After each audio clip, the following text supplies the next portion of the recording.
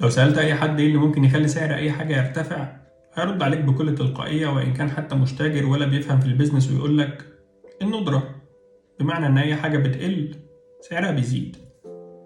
طيب تعمل إيه لو قلتلك إن في حاجة نادرة جدا أنت بتشوفها كل يوم ومع ذلك مش واخد بالك منها؟ ببساطة جدا الحاجة النادرة دي هي أنت، لأن الحاجات اللي فيك مش موجودة في أي حد تاني.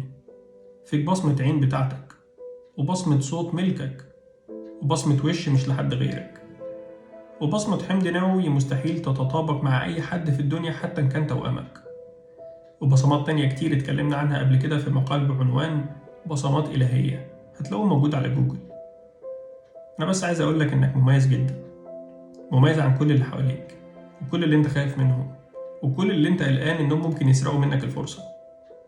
من كام يوم واحد بيسألني بيقول يا ترى عدد اللي بيدرسوا صيني في مصر كل سنة قد إيه؟ أنا الحقيقة استغربت من السؤال لأني مش شايف إنه هيأثر في أي حاجة، فسألته ليه؟ قال لي لأنه على حسب الإجابة هيقرر إن كان هيدرس صيني ولا لأ، لأنه مستحيل هيدرس تخصص بيتخرج منه ألوف كل سنة.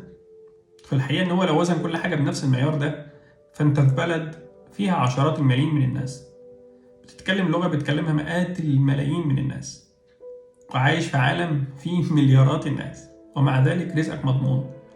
لو وزنت كل حاجة بنفس المعيار ده، فأنت بصيت لكل حاجة بعين التشابه مش بعين التميز والاختلاف. لازم تكون واثق إن الحاجة اللي أنت اتخلقت علشانها مستحيل أي حد تاني في الدنيا يعرف يعملها بنفس الدرجة. اللي أنت اتخلقت في الدنيا علشان تعمله أنت بس اللي هتعمله. الموضوع ببساطة جدا ومن غير أي فلسفة إن الإنسان صنعة الله، وأي حاجة في ملك ربنا سبحانه وتعالى اتخلقت برعاية وعناية بحكمة وهدف وغاية. فمهما كان الدور اللي الإنسان اتخلق علشانه كبير أو صغير، لازم يكون عارف إنه متفصل عليه. فلازم تعرف وتكون متأكد إنك مش بس غالي، أنت والله لا تقدر بثمن، لأنك بناء الله. المهم تفطن بعقلك إن ربنا خلقك في أحسن تقويم. عليك أمانة هي المسؤولية والحرية والاختيار، وليك أعداء شيطان ونفس وهوى ودنيا، وأعظمهم النفس، فلازم تنتصر عليهم أو على الأقل تحاول قدر المستطاع. ولازم تاخد بالك من النفس دي لأنها أشد عدو، بدليل إن ربنا سبحانه وتعالى سبقها في القرآن الكريم ب11 قسم. فما تهنش نفسك بفعل حرام أو عيب، الإنسان عزيز. ما تزعلش لو ما تقدرتش زي ما تمنيت، يمكن أنت اللي في وسط الناس الغلط دلوقتي ودورك إنك تحاول تتحرك. لسه في ناس كتير جدا هتقابلهم وتحبهم ويحبوك، لسه في شغف ولهفة ما حسيتهمش، لسه في أماكن وناس حلوة، لسه في العمر باقي.